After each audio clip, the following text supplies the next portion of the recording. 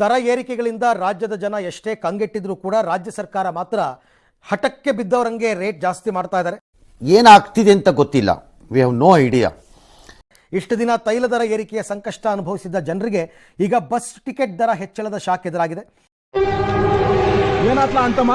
ಏನಾಯ್ತು ಗುಳಿ? ಮುಗಿತಲ್ಲ, ಎಲ್ಲ ಮುಗಿತು. ನಿಗಮಾಧ್ಯಕ್ಷರುಗಳು ಹೇಳಿಕೆ ಕೊಡ್ತಾ ಇದ್ದಾರೆ. ಕೆಎಸ್ಆರ್ಟಿಸಿ ನಿಗಮದ ಅಧ್ಯಕ್ಷ ಎಸ್.ಆರ್. ಶ್ರೀನಿವಾಸ್ ಬಸ್ ಟಿಕೆಟ್ ದರ ಹೆಚ್ಚಳದ ಸುಳಿವನ್ನು ಕೊಟ್ಟಿದ್ದಾರೆ. Why I don't understand. ಎಲ್ಲ ರೇಟ್ ಜಾಸ್ತಿ ಆಗ್ಬಿಟ್ಟಿದ್ದಾರೆ, ನಾವು ಮಾಡಬೇಕು ಅಂತ. ಅಯ್ಯೋ ಮುಂಡೆ ಮಕ್ಕಳ, ಯಾಕಂದ್ರೆ ಜನ ಚೇಂಜ್ ಕೇಳ್ತಾ ಇದಾರಲ್ಲ ಸರ್.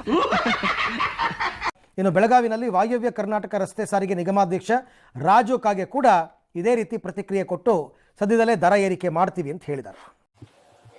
ನಾನು ಬಡವ, ನೊಂದಿದ್ದೇನೆ, ದುಡ್ಡಿಲ್ಲ ನನ್ನ ಹತ್ರ.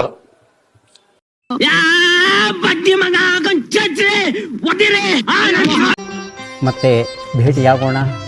ನಮಸ್ಕಾರ. ಇದು ಮನಸ್ಸಿಗೆ ನಾಲ್ಗೆಗೆ ಮಧ್ಯ ಇರೋ ಫಿಲ್ಟರ್ ತೆಗೆದಾಕ್ಬಿಡುತ್ತೆ, ಒಳಗಿರೋದೆಲ್ಲ ಹೊರಗೆ ಬರುತ್ತೆ. ನನ್ನ ಪ್ರಕಾರ ಇದೇ ಗಾಡ್ ದೇವ್ರೇ.